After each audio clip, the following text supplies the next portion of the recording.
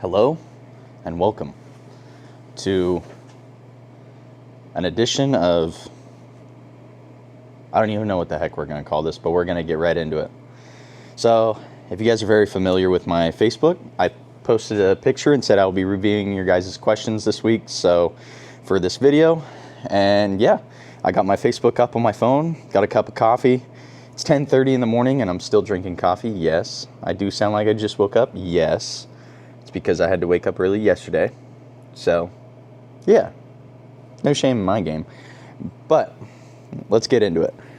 How hard was it to lie about having grip hacks in ARDC R-Factor races? Cole Roberts.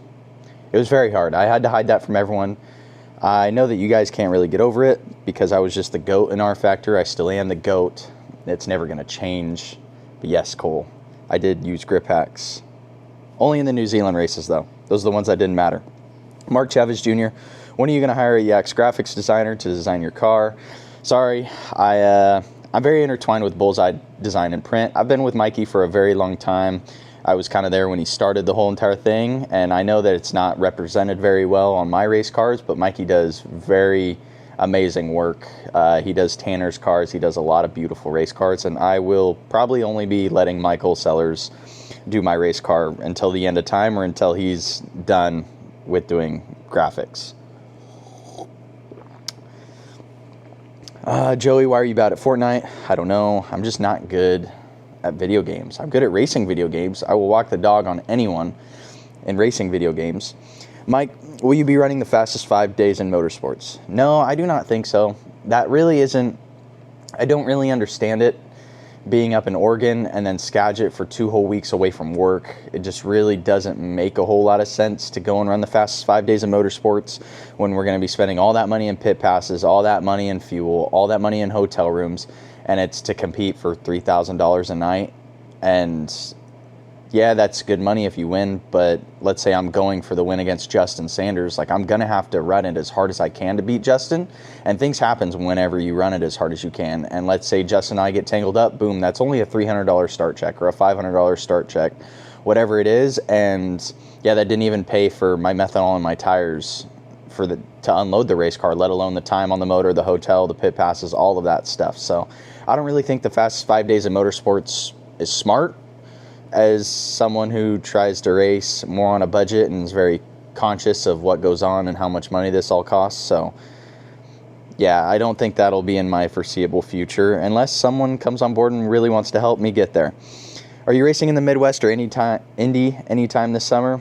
No, probably not. I'm probably just going to be a California boy until my days are done. So I love it out here in California. The weather's perfect. Maybe if someone has an opportunity for me to race outside of California, I would love to always take it. I got the opportunity to race with Rex Calderwood at the end of last year, and that was an absolute blast.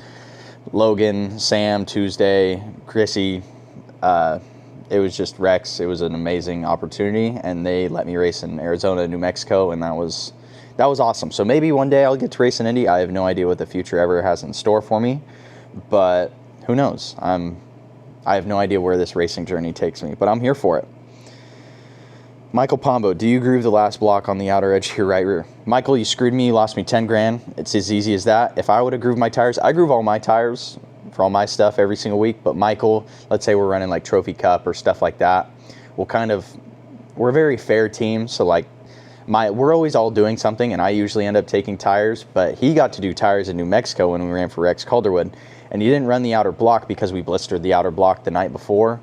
So yeah, and that's why our tire popped and cost us 10 grand. So yep, it's all your fault, Mike.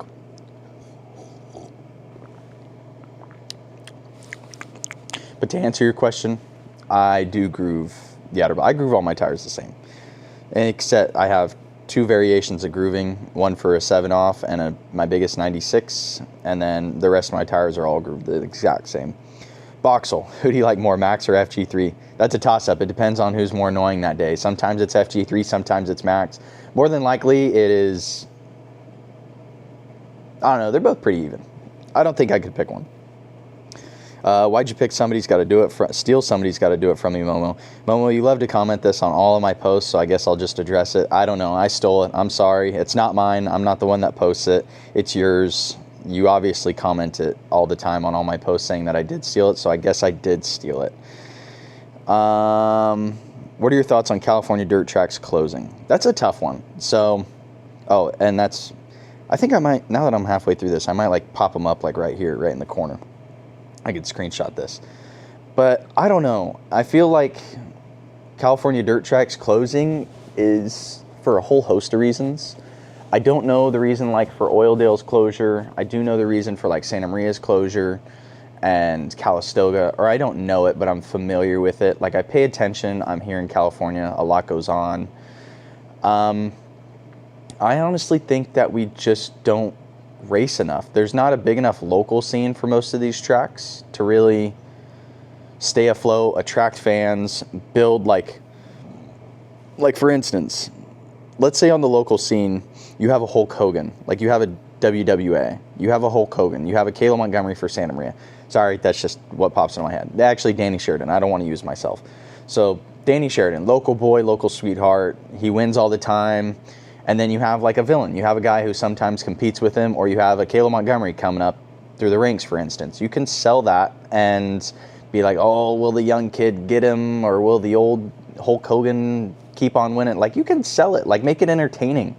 I don't know. Like, there's so much more we could do for dirt track racing. Like, for instance, High Limit. Like, it's a production. It's no longer just streaming what goes on Dirt Vision. It's a production. It is a full-on TV movie production. They're hovering over with the drone over people in the pits when they're changing motors. They're interviewing people.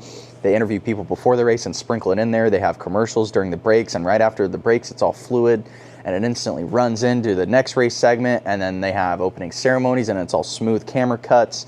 It's just all so fluid and perfect and nice, and they're constantly getting better and better and better, whereas I feel like California and the local scene of racing is very complacent and comfortable and doesn't want to change because they haven't changed in 100 years, so why would they change now with the rest of everything else? And I feel like it's finally catching up to local scene racing, especially with High Limit and Outlaws coming out here more, racing in California more, racing on the West Coast more, paying more money, showing us that it is possible for us to race for more money, and showing us that the racing is more than just sharing a stream and your mom and dad sitting there and watching you while you're out there racing. It's a production. It's a TV show. It's good. They build characters.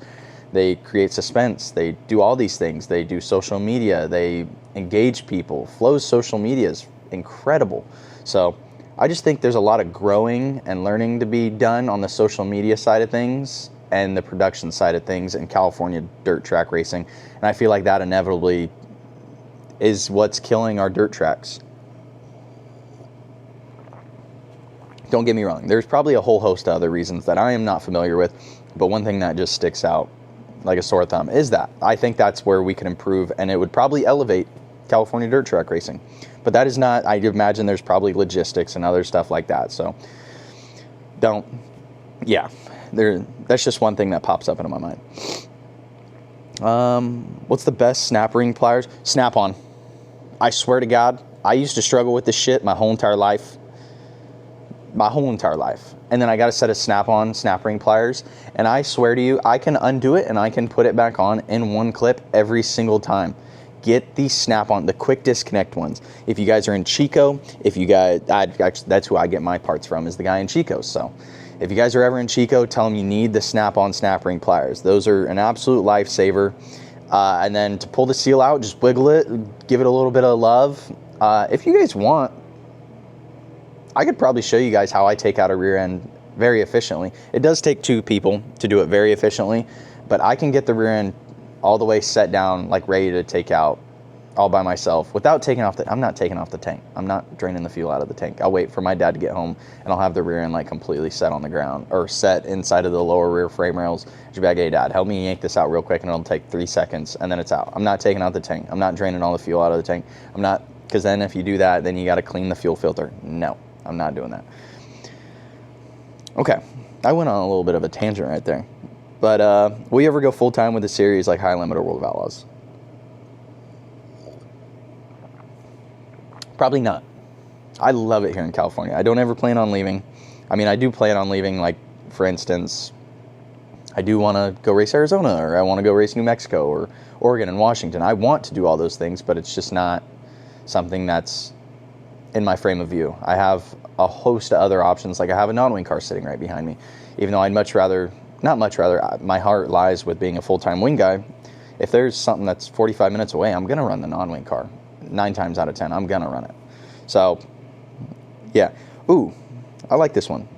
So for those of you, I did this English. I did this video yesterday, but my camera died and it cut off halfway in between this, so I just scrapped it. But how do you keep up with finances of an operation you have? What's the biggest challenge in keeping up to date with everything in our sport, such as engines, chassis, shocks, setups, etc.? So I really like this question. So for those of you that don't know me, I feel like it's very easy to look at what I have right now and say that I have a lot, because I do have a lot. I have a very efficient and beautiful operation, and I'm extremely grateful for it.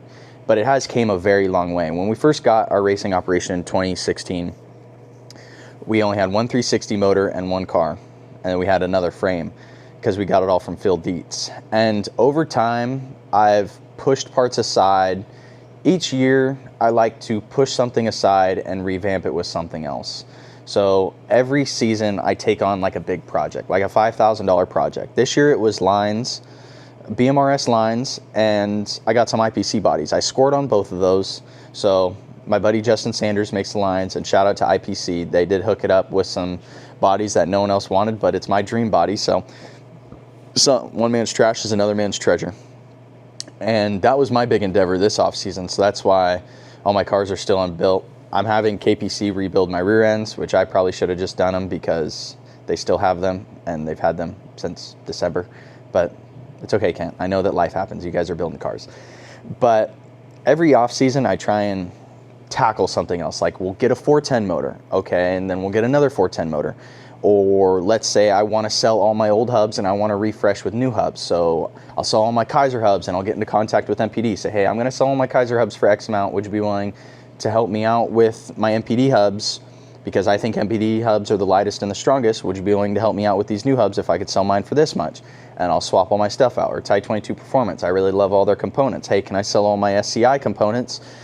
And then when I do that, can I get all Type 22 components for X? And I feel like constantly wanting more, upgrading your operation year after year, like I'm on year 10 now, it makes it, Ari Dog, it makes it to the point where it's not like being an outlaw team. Come on, Ari. Where I'm just fully diving into it right off the rip, getting all the titanium parts, getting all the titanium stuff, getting all the bird cages that I want.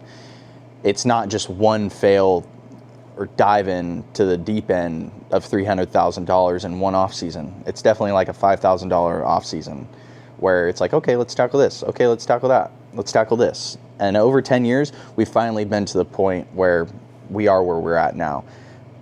And another thing that I kind of tackle is I don't buy brand new frames. I've bought in 2 brand new frames before, and those are 2021s now, 2022s. Holy shit, that's 3 years. And they're my babies. I love them. I don't ever plan on getting rid of them. This non-wing car is a 2016. My car before these cars was a 2016 as well, my wing car, and I freaking loved it, and I had no ambition of ever getting rid of it, but I destroyed it at Trophy Cup like 3 years ago, so I had to, well, it was more than 3 years ago now, but it feels like 3 years ago. So I had to get these cars, and I don't ever plan on getting rid of these cars unless I absolutely yard sale something, so I'm very comfortable with where my operation's at, and we just keep on upgrading it a little bit every single off season. And I feel like now we're finally to the point where we have our 410 motors, we have a 360 motor. We don't really need to keep on upgrading things, but I've said that every single off season, and I always find something that towards the middle or the end of the year, I just find it and I'm like, okay, I want to take that on. I want to take that on. So yeah, that was actually a really great question. I really enjoyed answering that one because I do a lot of this stuff on my own, and I really do enjoy working on the race cars and enjoy that side of things. So that was an awesome question.